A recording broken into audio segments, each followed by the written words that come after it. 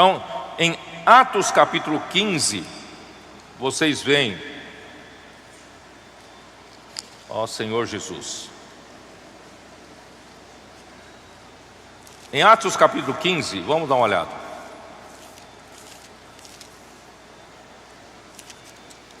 Bom, vamos fazer o seguinte. Antes mesmo de Atos 15, é importante a gente relatar uma história que o apóstolo Pedro, Deus por honrá-lo como líder dentre os 12 apóstolos, ele fosse honrado para abrir a porta da igreja para os gentios que crerem no Senhor.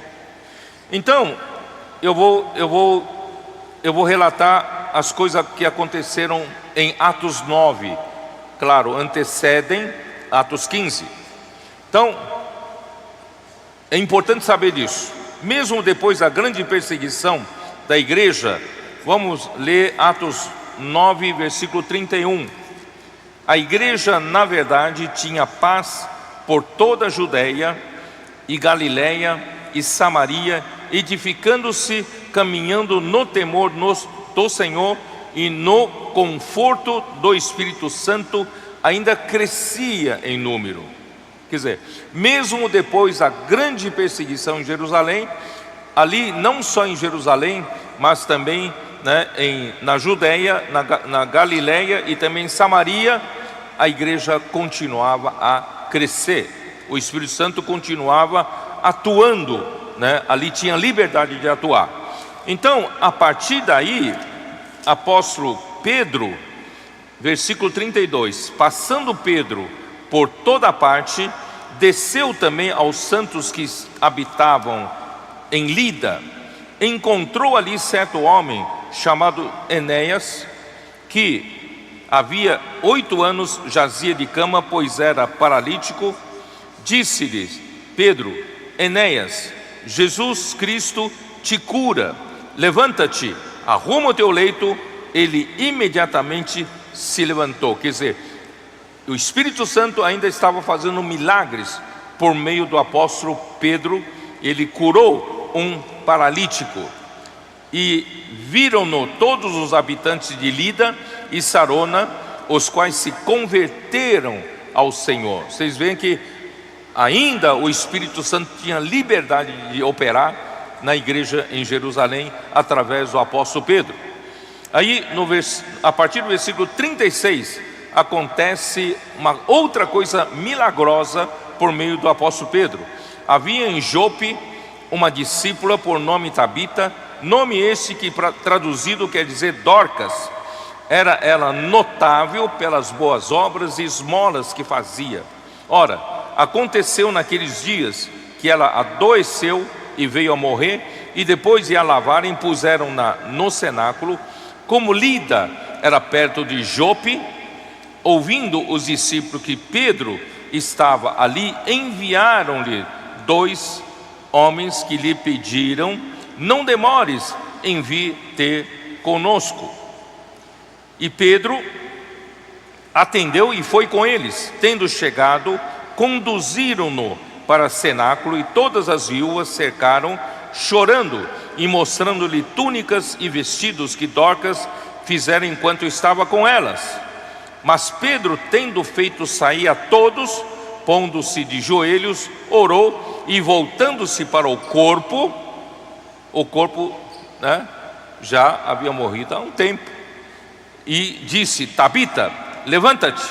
Ela abriu os olhos e, vendo a Pedro, sentou-se. Olha só que milagre. Ele, dando-lhe a mão, levantou-a e, chamando os santos, especialmente as viúvas, apresentou-a viva. Isto se tornou conhecido por toda Jope, e muitos creram no Senhor. E Pedro ficou em Jope muitos dias em casa de um curtidor chamado Simão. Então morava, capítulo 10, morava em Cesareia. Só para vocês saberem que Lida ficava a noroeste de Jerusalém. Jerusalém está aqui, olhando para o mapa, eu olhando para o mapa, né? Lida ficaria a noroeste, norte e oeste. Noroeste, Lida. E Jope fica mais ainda a noroeste, já no litoral do mar Mediterrâneo. Então, Jerusalém, Lida e Jope, tá? É importante vocês se localizarem geograficamente. Então, morava em Cesareia. Cesareia é uma cidade mais ao norte, tá? Um homem chamado Cornélio, centurião da corte, chamada italiana, piedoso e temente a Deus com toda a sua casa, e fazia muitas esmolas ao povo, e de contínuo orava a Deus. Esse homem, né? Esse homem apareceu-lhe em visão um dia, né? Que Deus lhe dissera para enviar mensageiros a Jope e chamar a Simão Pedro, tá? Aí eles, né? Isso está no versículo 5. E versículo 6, ele está hospedado com Simão, curtidor, cuja residência está situada à beira-mar, isso já em Jope, à beira-mar. Logo que se retirou o anjo que lhe falava, chamou 2 dos seus domésticos e um soldado piedoso dos que estavam ao seu serviço, e havendo-lhes contado tudo, enviou-os a Jope. Na verdade, eles desceram ao sul. Cesareia fica mais ao norte, desceram a Jope, sentido sul. No dia seguinte, indo eles de caminho, estando já perto da cidade, subiu Pedro ao eirado. Eirado é cobertura, né? No terraço. Subindo ao eirado por volta da hora sexta, a fim de orar. Hora sexta seria meio-dia. Ao meio-dia subiu no terraço, na cobertura, para orar. Estando com fome, era horário de comer, né? Estando com fome, quis comer. Mas enquanto lhe preparavam a comida, sobreveio-lhe um êxtase. Então ele viu o céu aberto e descendo um objeto como se fosse um grande lençol, o qual era baixado à terra pelas 4 pontas, contendo toda sorte de quadrúpedes, répteis da terra e aves dos céus. Ouviu-se uma voz que lhe dirigia a ele: levanta-te, Pedro, mata e come. Mas Pedro replicou: de modo nenhum, Senhor, porque jamais comi coisa alguma comum e imunda.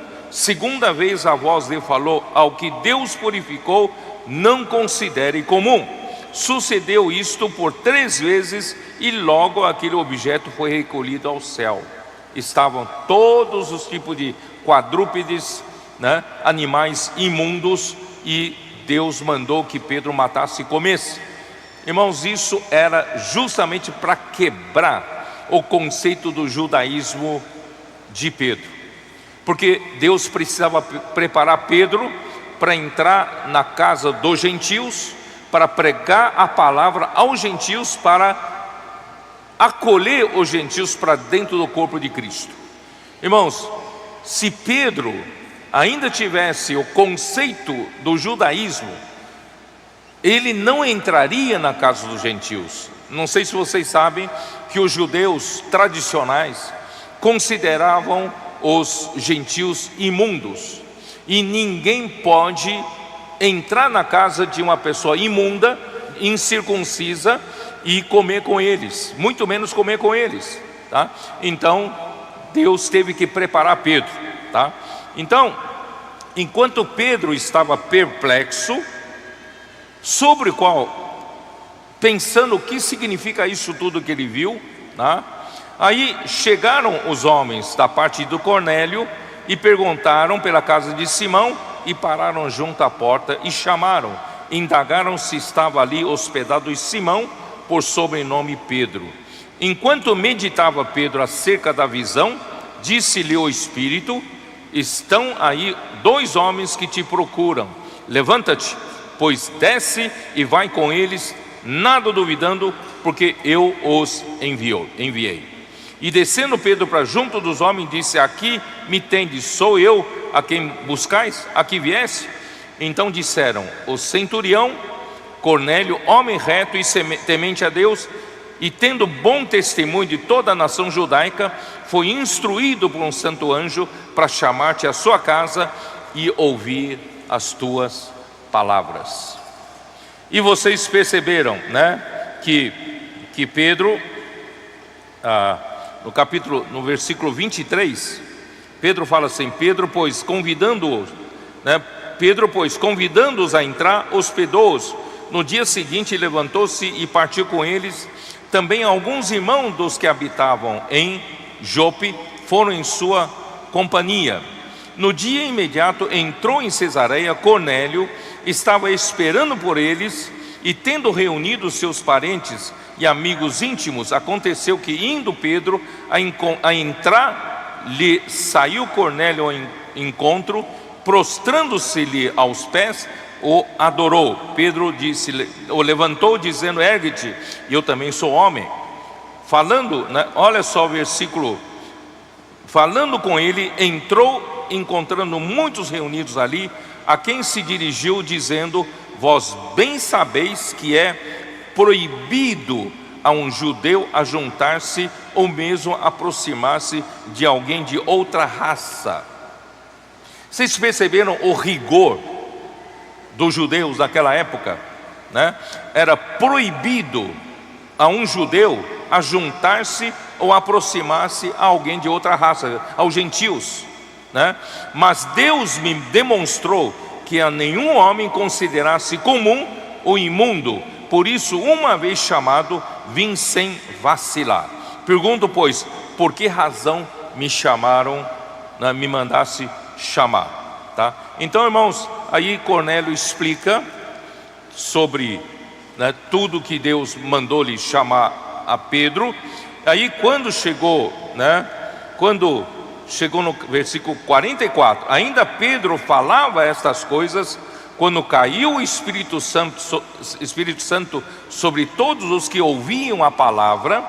O Espírito Santo ainda tinha liberdade para trabalhar, né? E os fiéis que eram da circuncisão, que vieram com Pedro, admiraram-se, porque também sobre os gentios foi derramado o dom do Espírito Santo, pois os ouviam falando em línguas e engrandecendo a Deus. Então perguntou Pedro: porventura pode alguém recusar água para que não sejam batizados esses que, assim como nós, receberam o Espírito Santo? E ordenou que fossem batizados em nome de Jesus Cristo.